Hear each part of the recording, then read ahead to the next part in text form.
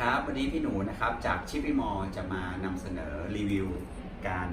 ใส่ตัวครอบฝาของกระเป๋าเป้อวกาศจากร้านชิปปี้มอนะครับเดี๋ยวจะมาสาธิตการใส่ฝาครอบให้ง่ายๆนะครับซึ่งของกระเป๋าจะมีแถมตัวครอบเป็นอะคริลิก1อันนะครับแล้วก็ตัวตะแกรง1อันแล้วแต่จะเลือกใช้นะครับเดี๋ยวพี่จะมาสาธิตการใส่ครอบฝาอะคริลิกก่อนนะครับเดี๋ยวเข้ามาดูใกล้ๆนะครับไม่ยากนะครับเราเอาตัวอะคริลิกที่แถมมาให้นะครับวางลงไปก่อนนะครับซึ่ง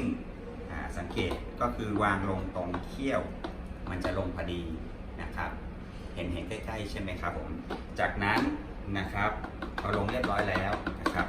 ใช้วงแหวนที่เขามาให้นะครับสังเกตตรงเขี้ยวนะครับเอามาวางลงไปครอบลงไปนะครับให้เขี้ยวที่เป็นช่องว่างมาตรงกับตรงปุ่มตรงนี้นะครับปุ่มด้านข้างซึ่งมีปุ่มเดียวนะครับ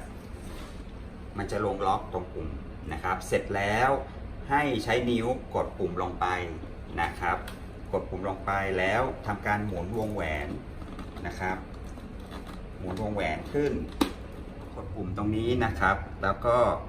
หมุนวงแหวนนะครับทวนเข็มนาฬิกานะครับนิดนึงก็จะมีเสียงดังคลิกนะครับก็เป็นการเสร็จก็จะแน่นนะครับ